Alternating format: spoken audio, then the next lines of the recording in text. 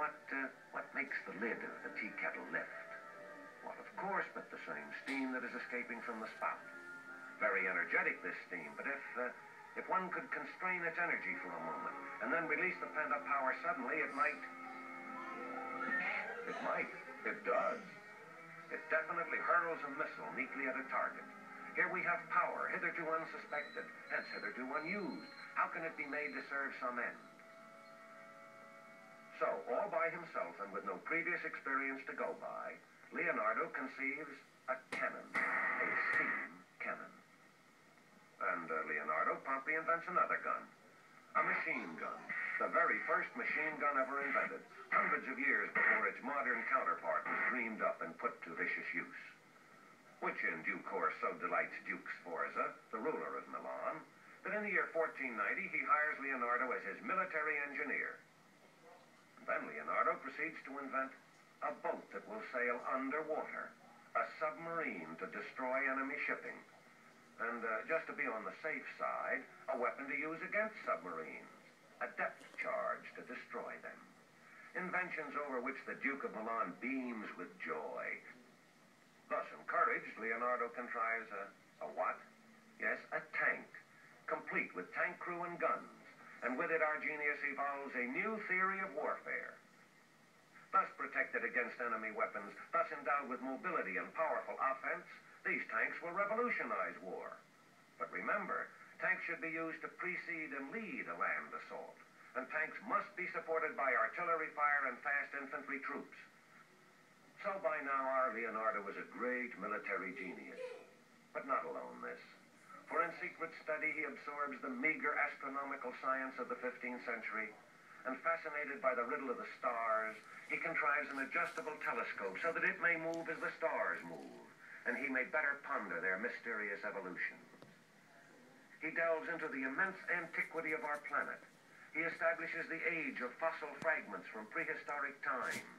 He discovers vast miracles of nature unheard of in the science of his age. He scoffs at the learned doctors of his day for their literal acceptance of the theory that man has 12 ribs because Adam had 12 ribs because his 13th had been used to create Eve. But such radical notions are a danger to the state, a menace to the glorious civilization of this great 15th century.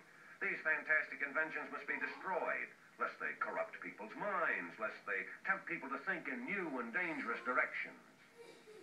And so, not for the first time, and I fear me not for the last, the flames consume that which might implement man's knowledge of man and his universe.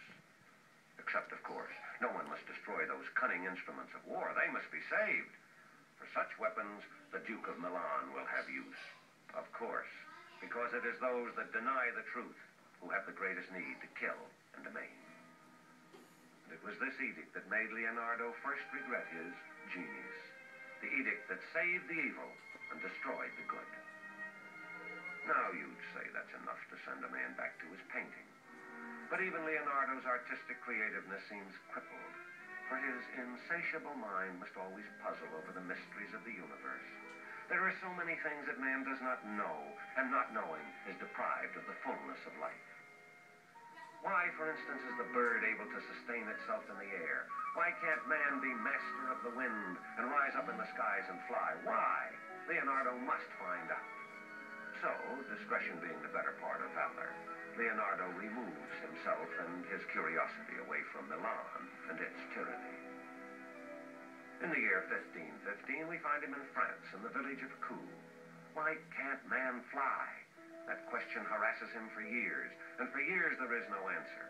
Until finally, after 1,000 experiments, after 1,000 theories had been exploded and 1,000 mathematical problems solved, Leonardo conceives and executes a flying machine he feels at last must fly, because he's mastered every reason why it should not.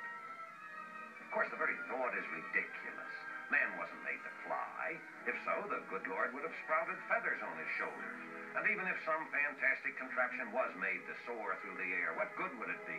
No man would dare fly on it. He couldn't breathe. The human body was not created to move faster than the gallop of a running horse. Why, when a man falls from the top of a building, he's dead long before he hits the ground. His heart stops beating. The machine does fly. And And in Leonardo's moment of triumph, he realizes again how weak these mortals be. They're afraid. And in all the vast realm of human fear, there is no fear like the ignorance